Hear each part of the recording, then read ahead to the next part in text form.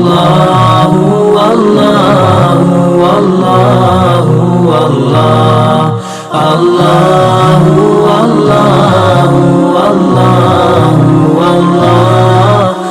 اللہ اللہ اللہ اللہ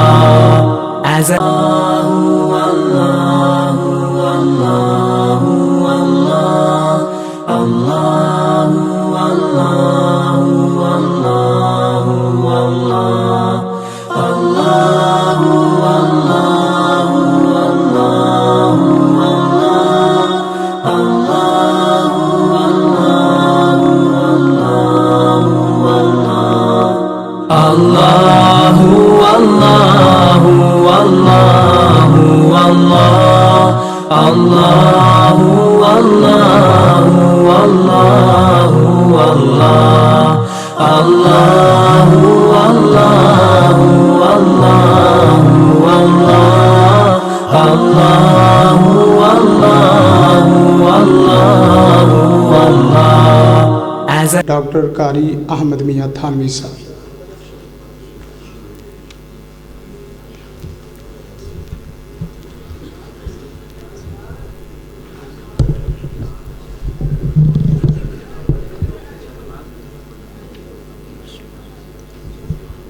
نحمده ونصلي على رسوله الكريم اما بعد اعوذ باللہ من الشیطان الرجیم بسم اللہ الرحمن الرحیم لا تحرک به لسانک لتعجل به ان علینا جمعه وقرآنه فاذا قرأناه فاتبع قرآنه ثم ان علینا بیانه صدق اللہ العظیم. قرآن پاک کی تلاوت کا معیار کیا ہونا چاہیے؟ رسالت مآب صلی اللہ علیہ وسلم کو ان آیات کے اندر اس بات کی تنبیہ کی گئی کہ پڑھنے میں ایسی روانی، ایسی تیزی کہ جس سے عجلت کا عنوان ظاہر ہو، وہ پسندیدہ نہیں ہے. اس کا ایک مخالف پہلو بھی ہے کہ پڑھنے میں ایک ایسا انداز اختیار کرنا کہ جس میں حد سے زیادہ ٹھہراؤ ہو اور حد سے زیادہ مقدار اختیار کی جائے. افراط اور تفریط آج کے میدان قرأت کے جو کھلاڑی ہیں ان میں یہ افراط و تفریط پائی جاتی ہے. مثلا بعض ایشیائی ممالک کے قراء جب آیت پر وقف کرتے ہیں تو مد عارض وقفی کی مقدار میں یہی سوچتا رہتا ہوں کہ کہاں ختم ہوگا یہ سلسلہ. یہ افراط اور تفریط جو ہے یہ تجوید کے میدان میں اور قرآن کے میدان میں اس کی اجازت نہیں. قوالی اور نعت خوانی میں چونکہ اس کا کوئی میدان معین نہیں ہے. قرآن پاک کی تلاوت میں تو ہر حرف کی مقدار بھی معین ہے، حتیٰ کہ مقدار کے ساتھ ساتھ حرکت کی مقدار بھی معین ہے. حرکت کا تعین بھی کر دیا گیا ہے کہ یہ حرکت انفتاح فم سے ہے، انضمام شفتین سے ہے، انخفاض فم سے. پھر حرکت کو تقسیم بھی کر دیا گیا ہے، 2/3 حرکت ہے، 1/3 حرکت ہے، ثلثی حرکت ہے، کیا صورت ہے؟ حرکت کی تقسیم کر دی. یہ کسی دوسری زبان میں نہیں ہے. اول تو زبانوں میں حرکات کا استعمال ہے نہیں، قرآن حکیم میں حرکات کا بھی استعمال ہے. 1400 سال سے آج تک قرآن پاک کا تلاوت کا تسلسل اس بات کی دلیل ہے کہ رسالت مآب صلی اللہ علیہ وسلم اور صحابہ اکرام رضوان اللہ تعالیٰ علیہم اجمعین نے جیسے تلاوت کی، اگر ان کو ان متعین مقادیر کے مطابق ادا کیا جائے گا، ان شرائط اور ضوابط کے مطابق ادا کیا جائے گا، تجوید کے ان قواعد کو پیش نظر رکھا جائے گا تو اس میں ہرگز افراط اور تفریط نہیں ہو سکتی۔ یہی وجہ ہے کہ آج سے 150 سال پرانی تلاوت ابھی پچھلے دنوں CNN نے نشر کی، آپ اس تلاوت کو سنیے، آج کے اپنے قدیم اساتذہ کی تلاوت کو سنیے، آپ کو رائے برابر فرق نظر نہیں آئے گا۔ بہت عرصہ ہوا، قاری ادریس صاحب نے مجھے ایک کیسٹ بھیجی تھی، تو اس کو سننے کے بعد میں نے بار بار سنا، تو وہ شیخ مرصفی رحمۃ اللہ علیہ کی جوانی کی تلاوت تھی۔ مجھے لگا کہ شاید یہ میری کوئی پرانی تلاوت بھیج رہے ہیں، یعنی اتنا قرب ہوتا ہے استاد اور شاگرد میں تسلسل کے ساتھ ساتھ، حالانکہ میں نے ان کو جوانی میں دیکھا ہی نہیں، نہ ان کی جوانی کی تلاوت کبھی سنی، لیکن استاد سے جو انتقال ہوتا ہے علم کا، یہ علم روحانی ہے۔ حضرت قاری عبد المالک صاحب رحمۃ اللہ علیہ کی تلاوت اور صدیق منشاوی کے باپ کی تلاوت، دونوں نے ایک ہی آیت تلاوت کی ہے، سورہ حدید کی آیتیں تلاوت کی ہیں۔ آپ دونوں کی تلاوت سنیے، آپ تمیز نہیں کر سکیں گے کہ کون سی قاری عبد المالک صاحب کی ہے اور کون سی منشاوی کے باپ کی ہے۔ یہ وجہ تھی کہ جو قواعد اور ضوابط اور روابط کے درمیان رہ کر ایک آدمی اسکندریہ میں بیٹھا ہوا ہے اور ایک آدمی ہندوستان میں اور پاکستان میں بیٹھا ہوا ہے، دونوں کے درمیان کوئی رابطہ نہیں ہے۔ آج تو واٹس ایپ ہے نا، آج تو ہر چیز موجود ہے۔ ان کے درمیان جو رابطہ تھا وہ لاسل کی رابطہ تھا، روحانی رابطہ تھا، کہ جو مشائخ سے وہ سیکھتے تھے وہ مشائخ سے آگے منتقل ہوتا تھا۔ یہی وجہ ہے کہ ہمارا سلسلہ سند حضرت قاری عبداللہ صاحب مکی الہ آبادی تک پہنچتا ہے۔ ہمارے سارے اساتذہ جو ہیں وہ گھوم پھر کے ادھر سے ادھر سے سب وہیں پہنچ جاتے ہیں، اور وہ ابراہیم سعد پر جاتے ہیں اور وہ ابراہیم سعد احمد متولی تک پہنچ جاتے ہیں۔ قراءات کا یہ سلسلہ سند جو ہے یہ کوئی رسمی چیز نہیں ہے، یہ دراصل ایک روحانی تعلق کا اور ایک لاصل کی تعلق کا اعلان ہے کہ ان کے اور ان کے درمیان ایک رابطہ ہے، روحانی رابطہ۔ اگر آپ قرآن حکیم کی تلاوت میں اس روحانی رابطے کو پیش نظر رکھ کر پڑھیں گے، اپنے اساتذہ کے انداز کو اختیار کر کے پڑھیں گے اور اپنے اساتذہ کے دائرے میں رہ کر پڑھیں گے تو افراط تفریط نہیں ہوگی۔ موجودہ دور میں جو بعض چیزیں نئی داخل ہو رہی ہیں، اور وہ ہے مقامات کا ایک عنصر۔ ہمارے اساتذہ لہجات میں تلاوت کرتے تھے، حضرت قاری اظہار احمد صاحب تھانوی رحمۃ اللہ علیہ لہجات میں پڑھتے تھے، قاری عبد المالک صاحب لہجات میں پڑھتے تھے، لیکن وہ لہجات لحون عرب میں سے تھے، لحون موسیقیہ میں سے نہیں تھے۔ لحون موسیقیہ اور ہیں، قرآن نے اور حدیث نے ان کی تصریح کی ہے، اقرأوا القرآن بلحون العرب، عرب کے لہجات کو اختیار کرو۔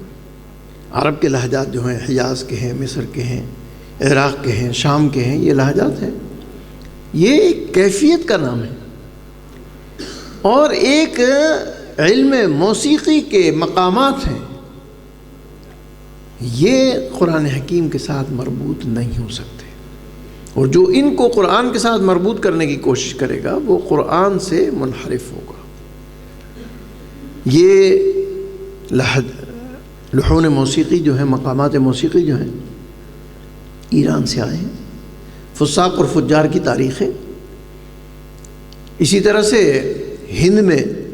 ہند سے آئے ہیں، ہمارے یہاں بھی آپ ہمارے جو موسیقی کے ماہرین ہیں ان کے وہ متعین ہیں، آپ کو معلوم ہے، سارے گاما پادھانی صاحب ان کا ایک نظام ہے۔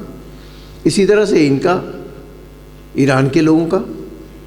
قرآن پاک اللہ کی ایسی عظیم کتاب ہے کہ جس کو انسانی تصور اور انسانی انداز سے نہیں اختیار کرنا چاہیے، اس کو اللہ کے بھیجے ہوئے، اللہ کے لائے ہوئے اصول اور ضوابط کے مطابق ادا کرنا چاہیے۔ تلاوت میں وہ عمدگی پیدا کی جائے جو تلاوت کو رسول اللہ صلی اللہ علیہ وسلم کے لحن کے قریب لے جائے، نہ کہ تلاوت جو ہے وہ کسی موسیقار کی طرف چلی جائے۔ آج اس بات کی شدید ضرورت ہے کہ پڑھنے میں اس بات کا اہتمام کیا جائے کہ جو اساتذہ کا قدیم انداز ہے، ہمارے پاس ماشاءاللہ ممتاز ترین لوگ موجود ہیں۔ آج میڈیا کا دور ہے، میڈیا میں ہر چیز موجود ہے۔ آپ کے پاس شیخ رفعت کی تلاوت ہے، شیخ رفعت بڑے لحن کے ماہر تھے۔ شیخ صدیق منشاوی بڑے الحان میں پڑھتے ہیں، لیکن حدود سے کہیں متجاوز نہیں ہوں گے، کہیں ان کا مقدار مد نہیں بڑھے گا، کہیں مقدار غنہ نہیں بڑھے گا، اخفا نہیں بڑھے گا۔ اس کے برخلاف آپ ایشیا کے بعض قاریوں کو سنیے، ان کا غنہ، اخفا، لا الہ الا اللہ۔ اخفا کر رہے ہیں تو وہ ایک طویل ہے، مد کر رہے ہیں تو اس کی کوئی انتہا ہی نہیں ہے۔ وہاں تو ایک اساتذہ نے مد کی مقدار تعین کی ہے۔ میں نے اور قاری ادریس صاحب نے اور قاری ابراہیم میر محمدی نے بالمشافہ جن مشائخ سے سیکھا ہے وہ تعین کرتے تھے، لا یا شیخ مرۃ اخری، بعض مرتبہ 10 مرتبہ لوٹواتے تھے کہ یہ مقدار پوری نہیں ہوئی ہے، یہ مقدار زیادہ ہو گئی ہے یا یہ کم ہو گئی ہے۔ تو ہم نے اپنے مشائخ سے ایک مقدار کا تعین سیکھا ہے۔ شیخ محمود سیوے اس قدر اس کے اندر محتاط تھے کہ ان کے ساتھ تلاوت کرنا بعض دفعہ بڑا مشکل لگتا تھا، حرفوں کی ادائیگی میں، غنّے کی ادائیگی میں، اسی طرح سے اخفا کی ادائیگی میں، مد کی ادائیگی میں۔ یہ مد لازم کی مقدار ہے، یہ مد عارض کی مقدار ہے، یہ مد بدل کی مقدار، ایک ایک چیز کو تولتے تھے، ناپتے تھے، حتیٰ کہ اکٹھے 4-5 مد آ جاتے تھے تو ہر ایک کو تولتے تھے کہ اگر مد بدل 4 آ رہے ہیں تو جس میں توسط کیا ہے پہلے میں، دوسرے میں بھی وہی توسط کی مقدار ہونی چاہیے، تیسرے میں بھی توسط کی وہی مقدار ہونی چاہیے، چوتھے میں بھی وہی مقدار ہونی چاہیے۔ تو اس طرح سے ہمارے اساتذہ نے بڑی تربیت کی اور بہت کچھ سکھایا، اور کبھی افراط تفریط کے شکار ہونے کا موقع نہیں دیا۔ اسی کی وجہ سے الحمدللہ یہ آپ اس دور کے جو ہمارے موجودہ دور کے لوگ ہیں، یہ ان قدیم اساتذہ کی سرپرستی میں، حضرت قاری اظہار احمد صاحب تھانوی رحمۃ اللہ علیہ، حضرت قاری حسن شاہ صاحب کی تلاوت سنیے آپ۔ قاری حسن شاہ صاحب لہجوں سے پڑھتے تھے، لیکن اس لہجے میں موسیقیت کبھی نہیں آتی تھی۔ حجازی لہجے سے حسینی لہجے کی طرف، مصری لہجے کی طرف منتقل ہونا تھا، لیکن یہ جو آج کے مقامات کا سلسلہ ہے، جواب اور جواب الجواب اور جواب الجواب، پتہ نہیں کہاں کہاں جاتا ہے۔ تو میں اس میں یہی اپنے بچوں سے اور اپنے ساتھیوں سے یہ کہوں گا کہ اساتذہ کی روش کو اختیار کریں۔ انہوں نے جس طرح سے پڑھا ہے، جس روش کو اختیار کیا ہے، جو انہوں نے اپنا سیکھا ہے، ہمیں قرآن پاک کو اسی طرح اگلی نسل تک منتقل کرنا ہے۔ یہ نہ ہو کہ 10 سال کے بعد اگلی نسل جو ہے، اگر زمانے کے تغیرات سے آپ نے تبدیلی کی تو پھر یہ تبدیلی ہو جائے گی۔ قرآن آج محفوظ اسی وجہ سے ہے کہ اس میں ہمارے اساتذہ نے ہرگز کسی قسم کا کوئی اضافہ اور کمی برداشت نہیں کی۔ میں اسی سے اکتفا کرتے ہوئے عرض کروں گا کہ قرآن پاک کی تلاوت میں لحون عرب کو اختیار کریں، لحون فساق کی طرف مت جائیں، لحون فجار کی طرف مت جائیں۔ لحون فساق اور فجار کو اختیار کرنے سے آپ کے قرآن کی وہ روحانیت، وہ قرآن کی برکات، وہ سب ختم ہو جائیں گی۔ اس علم میں برکت جو ہے وہ اسی طرح سے ہے کہ یہ اپنے آباء و اجداد اسلاف کا جو ایک قدیم طرز ہے اس کے مطابق چلتا ہے۔ جہاں تک آواز کا اٹھانا ہے، سانس کا لمبا کرنا ہے، سانس کا چھوٹا کرنا ہے، یہ ٹھیک ہے۔ پھر تجوید و قراءت کے ساتھ ساتھ وقوف کا لحاظ رکھنا بہت ضروری ہے۔ ابھی ایک بچے نے تلاوت کی تھی، الذین یبلغون رسالات اللہ ویخشونہ ولا یخشون، یہ وقف قبیح ہے۔ آپ اس کی خوبصورتی کو دیکھ رہے ہیں کہ ولا یخشون پر وقف خوبصورت ہوگا کیونکہ مد عارض ہے، لیکن وہ تو قبیح وقف ہے۔ الذین یبلغون رسالات اللہ ویخشونہ، یہاں پر وقف کر دیجیے ویخشونہ، ولا یخشون احدا الا اللہ، یہ الگ کلمہ ہے۔ اسی لیے حدیث میں آتا ہے کہ آیت رحمت کو آیت عذاب سے نہیں ملائیے، آیت عذاب کو آیت رحمت سے نہیں ملائیے، نفی کو اس بات سے نہیں ملائیے، جہاں کلمہ مثبت ہے اس کو کلمہ منفی سے نہ ملائیے۔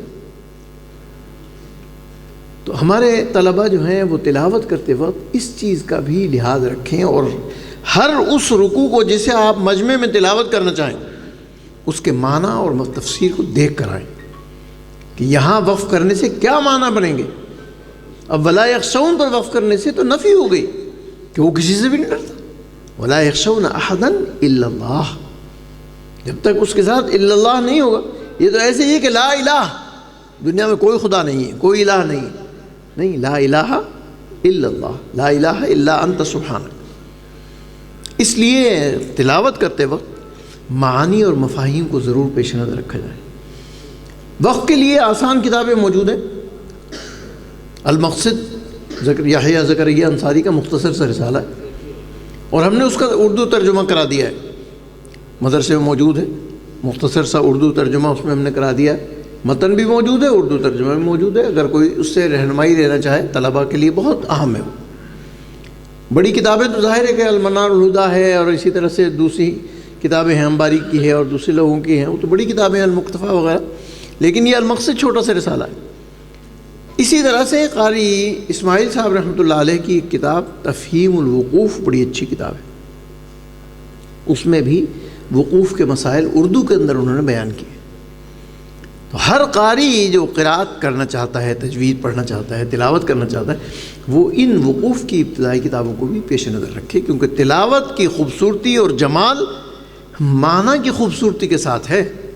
اگر معنی خوبصورت نہیں ہے تو وہ تلاوت کوئی وزن نہیں رکھتی، وہ پھر رب قار یقرأ القرآن والقرآن یلعنہ پہ آ جائے گا کہ وہ تو قرآن تھوڑا ہی ہے۔ بے معنی قرآن پاک کی تلاوت کرنا کوئی فائدہ نہیں ہے، معنی کی پیش نظر۔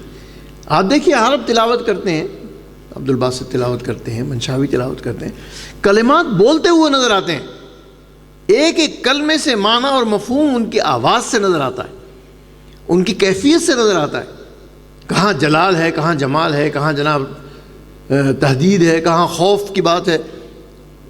کبھی کبھی تو وہ ایسا لگتا ہے کہ ایک عجیب رنگ میں رنگا ہوا ہے اور اس کے اوپر ایک خوف طاری ہے۔ تو خشوع اور وہ کب ہوگا؟ جب وہ معنی اور مفہوم کو سمجھ کر پڑھ رہا ہوگا۔ اس لیے معنی اور مفہوم کو سمجھ کر پڑھنا یہ افراط اور تفریط سے آپ کو بچائے گا، قرآن پاک کی تلاوت میں جمال پیدا کرے گا، خوبصورتی پیدا کرے گا۔ اور قرآن پاک کی جتنی تلاوت کثرت سے آپ کریں گے، تردادہ تزداد فیہ تجملا، جتنا ورد ہوگا اتنا ہی اس کے اندر جمال پیدا ہوگا۔ بعض طلبہ سوال کرتے ہیں کہ صاحب ہم کس طرح سیکھیں؟ کچھ چھوٹے چھوٹے پوائنٹس بتا دیتا ہوں۔ کسی ایک استاد کا طرز اختیار کر لیجئے، کسی ایک استاد کا راستہ اختیار کر لیجئے اور اس پر چلیے۔ یہ جو آج کل مارکیٹ میں یہ ہے کہ جی یہ آدمی 15 آدمیوں کی نقل کر لیتا ہے، یہ کوئی کمال نہیں ہے۔ کمال یہ ہے کہ آپ ایک رستے کو اختیار کریں، یک گیر محکم گیر اصول ہے کہ ایک کو مضبوطی سے اختیار کر لیجئے اور اس کے مطابق چلیے اور اس کا اتباع کیجیے۔ سانس کے معاملے میں اکثر بچے شکایت کرتے ہیں جی سانس نہیں بڑھتا۔ سانس محنت سے بڑھے گا، ریاضت چاہیے۔ سانس بڑھانے کا طریقہ ہے، آپ کوئی ایسی آیت منتخب کیجئے جس کے وقوف قریب قریب ہوں۔ مثلا ان المسلمین والمسلمات، 2 کلموں کا صیغہ ہے۔ اگر آپ کا سانس چھوٹا ہے ان المسلمین والمسلمات، سانس اور اس سے زیادہ ہے آپ اس سے بڑھا لیجئے ان المسلمین والمسلمات والمؤمنین والمؤمنات والقانتین والقانتات۔ اس آیت، پوری آیت آپ کی ایسی ہے کہ اگر آپ آہستہ آہستہ بڑھاتے بڑھاتے، ایک ہی دن میں سانس نہیں بڑھے گا۔ سانس بڑھانے کے لیے آپ کی ریاضت چاہیے۔ پہلے دن آپ 3 کلموں کا اختیار کیجئے، دوسرے دن 4 کلموں کو اختیار کیجئے، 5ویں دن 6 کلموں کو اختیار کیجئے اور اس پر تکرار کرتے رہیے۔ پھر یہ بھی ہوگا کہ آپ گھر میں جو تلاوت کریں گے وہ محفل میں نہیں ہوگی ویسی، آپ کی گھر کی ریاضت اور مدرسے کی ریاضت، جب آپ اسٹیج پر جائیں گے تو اسٹیج کا اپنا ایک تاثر ہوتا ہے، اور اس تاثر سے آپ متاثر ہو جاتے ہیں۔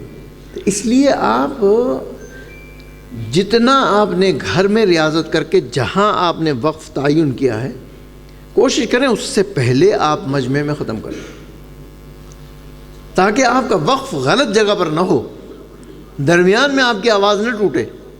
ابھی میں بچوں کو سن رہا تھا کہ بعض کی آواز درمیان میں ٹوٹے، ان ھذا القرآن یہدی، اب یہ وقف تو صحیح نہیں ہے، آپ کلمہ تو پورا کریں نا، ان ھذا القرآن یہدی للتی ہی اقوم۔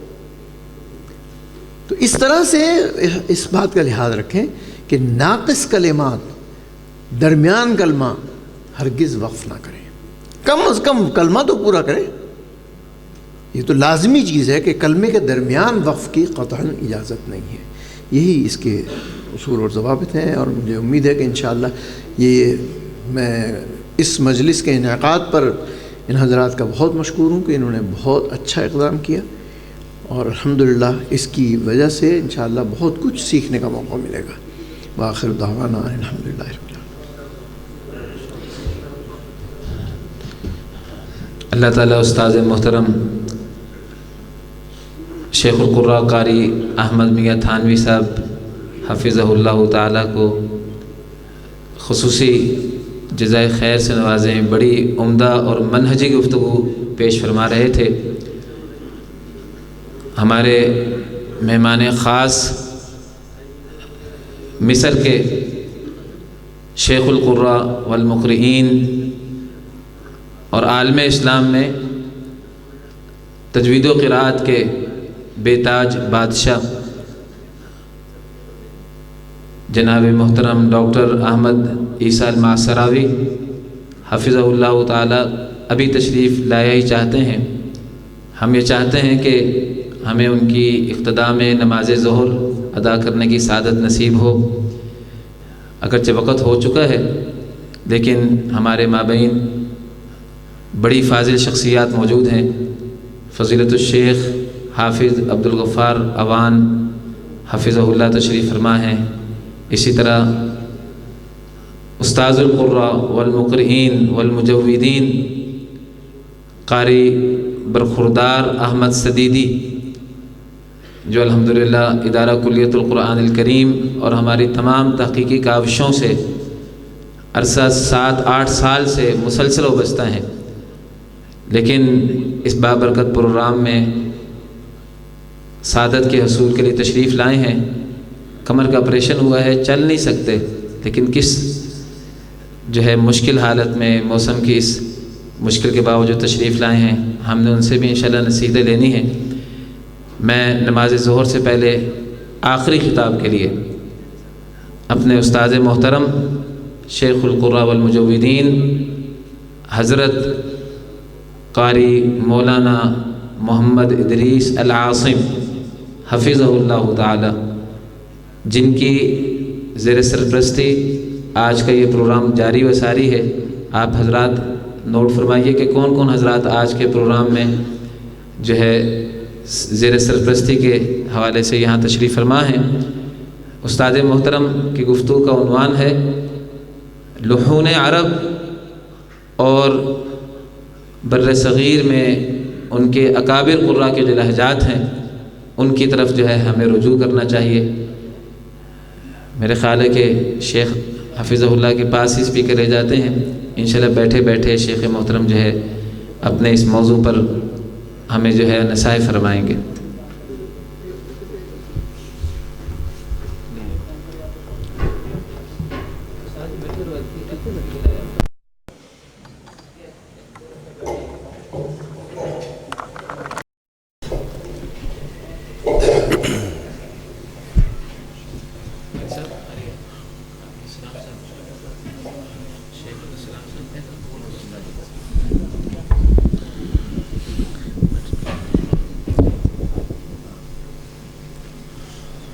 السلام علیکم ورحمۃ اللہ وبرکاتہ۔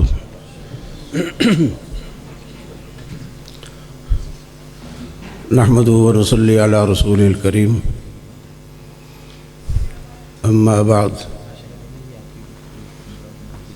أعوذ بالله من الشيطان الرجيم بسم الله الرحمن الرحيم إنا نحن نزلنا الذكر وإنا له لحافظون قال النبي صلى الله عليه وسلم من لم يتغنى في القرآن فليس منا.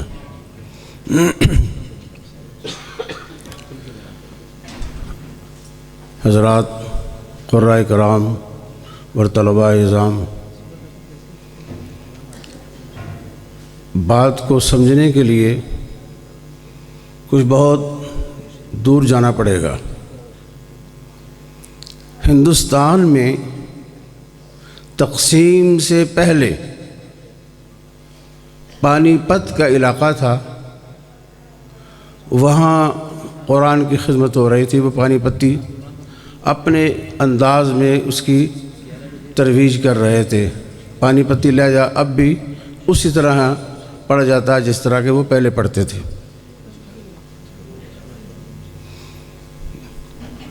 تمام پانی پتی ایک ہی لہجہ میں پڑھتے ہیں. جس طرح ہمارے روپڑی حضرات جو ہیں ان کا لہجہ بھی ایک ہی ہے، الا قاری حمزہ صاحب. جس روپڑی کا بھی آپ سنیں گے وہ ایک ہی لہجہ میں پڑھے گا. تو پانی پتی جو ہے وہ قرآن کی خدمت کرتے تھے، وہ پانی پت لہجہ سکھایا کرتے تھے. اللہ تعالیٰ کا کرم ہوا کہ حجاز سے حضرت استاذ الاساتذہ قاری عبدالرحمن صاحب رحمۃ اللہ علیہ وہ ہندوستان میں تشریف لائے، اور ان کے چھوٹے بھائی قاری حبیب الرحمن صاحب رحمۃ اللہ علیہ وہ بھی تشریف لائے. قاری حبیب الرحمن صاحب بہت خوبصورت انداز میں قرآن کریم کی تلاوت کرتے تھے، لیکن وہ جوانی میں فوت ہو گئے. ان کے بڑے بھائی حضرت قاری عبدالرحمن صاحب جو ہیں انہوں نے سلسلہ شروع کیا.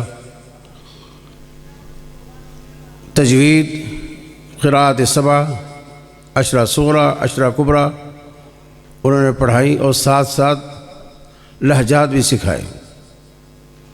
پھر ان کی موجودگی میں سعودیہ سے ہی، حجاز سے ہی پڑھ کر دو ہمارے اساتذہ حضرت قاری عبد الخالق صاحب رحمۃ اللہ علیہ، حضرت قاری عبد المالک صاحب رحمۃ اللہ علیہ تشریف لے آئے. حضرت قاری عبد المالک صاحب رحمۃ اللہ علیہ وہ لہجات کے بہت ہی ماہر تھے، اور ان کے بارے میں لکھا ہے کہ مدرسہ سولتیاں میں 10 سال انہوں نے تجوید اور لہجات اور علوم اسلامی کی ابتدائی کتابیں پڑھی. 10 سال تک وہ تجوید اور لغون عرب سیکھتے رہے. ان کی بات ایک ہمارے استاد حضرت قاری ظاہر احمد صاحب تھانوی رحمۃ اللہ علیہ نقل کیا کرتے تھے. وہ فرماتے تھے کہ حج کے دنوں میں مصر سے ایک قاریہ مریم، شیخہ مریم آیا کرتی تھی، اور وہ آ کر زمزم کے پاس بیٹھ کر تلاوت کیا کرتی تھی، اور مختلف لہجوں میں وہ مشق کیا کرتی تھی، تلاوت سنایا کرتی تھی. تو حضرت قاری عبد المالک صاحب رحمۃ اللہ علیہ وہاں جاتے اور سنتے، یہ دیکھتے کہ جو ہمیں لہجہ پڑھایا گیا کیا اسی طرح وہ لہجہ پڑھتی ہیں. تو فرماتے ہیں کہ جس طرح ہمارے استاد حضرت قاری عبداللہ صاحب نے حجازی لہجہ اور دوسرا مایا لہجہ، حسینی لہجہ، رقب لہجہ جو ہم نے اپنے استاد سے سیکھے تھے، اسی طرح اسی انداز سے وہ قاریہ شیخہ مریم وہ پڑھا کرتی تھی. اب یہ لہجات جو ہیں ہمیں اساتذہ کے ذریعے سے ملے ہیں. جس طرح انہوں نے علم اپنے اساتذہ سے حاصل کیا اور ہمیں پڑھایا، اپنے تلامذہ کو علم پڑھایا، اس کے ساتھ ساتھ جو ہے وہ لہجات بھی سکھائے. اور وہ لہجات جو تھے ایسے تھے کہ پڑھنے والے پر اثر ہوتا تھا. وہ جو لہجات تھے پڑھنے والے پر اثر ہوتا تھا، سننے والے پر ایک کیفیت طاری ہو جاتی تھی. حضرت قاری اظہار احمد صاحب تھانوی رحمۃ اللہ علیہ ہمارے استاد محترم چینیہ والی مسجد میں پڑھاتے تھے. تمہارے ایک ساتھی تھے قاری سیف اللہ صاحب، فوت ہو گیا، اللہ ان کی مغفرت فرمائے. ان کے نانا جان وہ ان کو ملنے کے لیے آئے تو ہمارے استاد حضرت قاری اظہار احمد صاحب تھانوی رحمۃ اللہ علیہ طلباء کو مشق کرا رہے تھے. وہ بابا جی وہ بھی جا کر وہاں بیٹھ گئے. تلاوت سن کر اتنی دیر تک روتے رہے جتنی تک وہاں بیٹھے رہے، وہ روتے ہی رہے. اور باہر آ کر کہا سیف اللہ تیرا استاد تو بڑا سونا قرآن پڑھتا ہے، تیرے استاد تو قرآن میرے دل تے بڑا ہی اثر ہوا. وہ لہجات جو تھے ان میں اثر ہوتا تھا.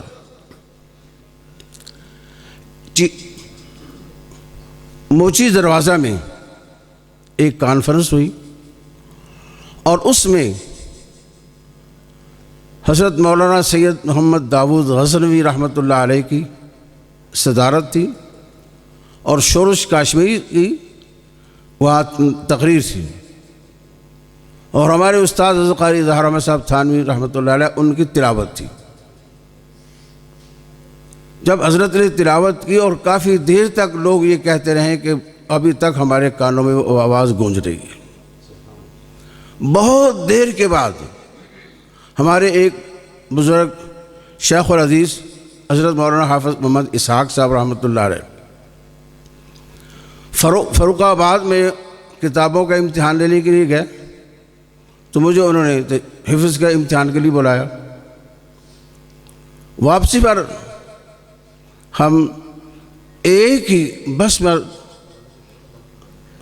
سوار ہو کر آ رہے تھے تو کئی سالوں کے بعد وہ حضرت شیخ الحدیث حضرت مولانا اسحاق صاحب رحمۃ اللہ علیہ نے فرمایا کہ وہ جو تمہارے استاد نے تلاوت کی تھی آج تک میرے کانوں میں گونج رہی ہے. تو ان اساتذہ نے لہجات جو ہیں بڑی محنت سے حاصل کیے ہیں.